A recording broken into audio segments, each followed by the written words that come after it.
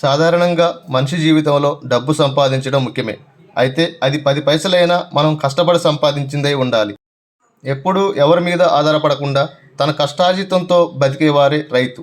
తన వ్యవసాయ రంగానికి అనుబంధ రంగాలైన డైరీ ఫామ్, గేదెల పెంపకం, చేపల పెంపకం, మేకల పెంపకం, వీటితో పాటు పౌల్ట్రీ పెంపకం, ఇవే కాకుండా పందుల పెంపకం కూడా ప్రముఖమైనదిగని చెప్పవచ్చు. అయితే వీటి పెంపకం వల్ల చుట్టుపక్కల వారిలో చులకన భావం ఉంటుందని అనుకుంటే పొరపాటే. ఈ పందుల పెంపకంలో ముఖ్యంగా వాటిని ఎలా అమ్ముకోవాలి అనే విషయంపై ఎక్కువ దృష్టి పెట్టాల్సిన అవసరం అయితే ఉంది. మన ప్రాంత వాతావరణంలో చూసినట్టయితే లార్జ్ వైట్ యార్క్షైర్, డురాక్ అనే జాతుల పందుల పెంపకం చేపట్టడానికి సరైన వాతావరణం మన తెలుగు 2 రాష్ట్రాల్లో అనుకూలంగా ఉంటుంది. అయితే ముందుగా మనం పెంచిన పందుల్ని అమ్ముకోవడానికి కొన్ని రకాల మెళకువలను అయితే తెలుసుకుందాం. మన ఫామ్కి సంబంధించిన పేరు, మనం పెంచుతున్న బ్రాండ్ ఏమిటి అనేది అందరికీ తెలిసేలా ప్రస్తుతం చాలా స్పీడ్గా ఉన్నటువంటి సోషల్ మీడియాని అయితే వినియోగించుకోవాలి. అంటే యూట్యూబ్, ఫేస్బుక్, ఇన్స్టాగ్రామ్, వాట్సాప్ అనే సోషల్ మీడియాలను అయితే వేదికగా ఎంచుకోవాల్సిన అవసరం ఉంది. ఈ పందుల పెంపకంకు సంబంధించి కొన్ని వాట్సాప్ గ్రూప్స్ని ఏర్పాటు చేసుకొని మనం ప్రతిరోజు వాటికి ఏ దాణా వాడుతున్నాం, వాటికి ఏ వ్యాక్సిన్ అందిస్తున్నాం, మన ఫామ్ ఎలా మెయింటెనెన్స్ ఉంది, జీవాలు ఎంత ఆరోగ్యంగా ఉన్నాయి, వాటి పునరుత్పత్తి ఎలా జరుగుతుంది, వ్యాక్సిన్ టైం టు టైం వాడుతున్నామా లేదా అనే విషయాలను సోషల్ మీడియాలో పంచుకోవడం వల్ల చాలా వరకు మార్కెట్ అవకాశాలు అనేవి వచ్చే అవకాశం ఉంది. ఏ కస్టమర్ అయినా మన పక్కనున్న ఫామ్తో పోల్చి చూస్తే మన దగ్గర ఉన్న వాటి ప్రత్యేకత ఏమిటో తెలుసుకునే విధంగా ఉండాలి.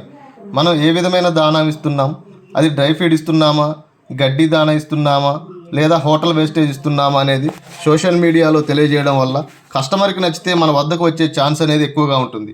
అయితే డ్రై ఫీడ్ వాడడం, టైం టు టైం వ్యాక్సిన్ ఇవ్వడం అనేది పందులు ఆరోగ్యంగా ఉండటానికి ప్రేరేపిస్తాయి. అంతేకాకుండా మీకు మార్కెటింగ్ కూడా సులభతరం అవుతుంది. మరొకటి ఏంటంటే మన షెడ్డుని ఎప్పుడూ శుభ్రంగా ఉంచుకునేలా చూడాలి.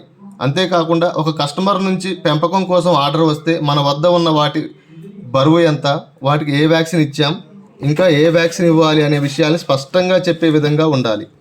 ఆ విధంగా ఉంటే మనం మార్కెట్లో నిలబడగలుగుతాం. అంతేకాకుండా లైవ్ స్టాక్ కంపెనీలతో టైఅప్ అయి ఉండటం వల్ల మనకు మార్కెటింగ్ అవకాశాలు అనేవి చాలా మెరుగ్గా ఉంటాయి.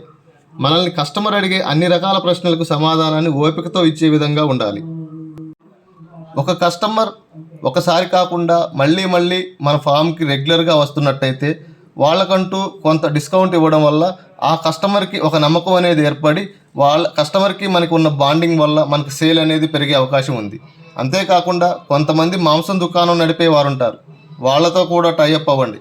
అలా అవ్వడం వల్ల లోకల్లో కూడా మార్కెటింగ్ అవకాశాలు అనేవి మెరుగ్గా ఉంటాయి.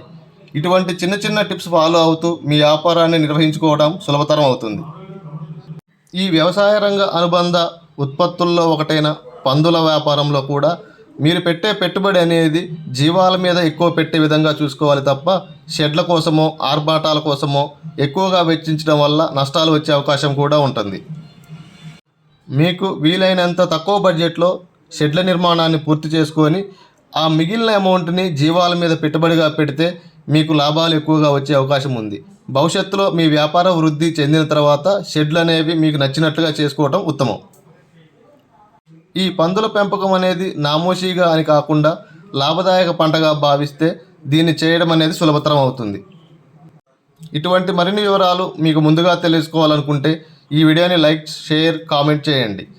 మా ఛానల్ని సబ్స్క్రైబ్ చేయడం వల్ల మేము పంపే వీడియోలు అనేవి మీకు నేరుగా అందుతాయి.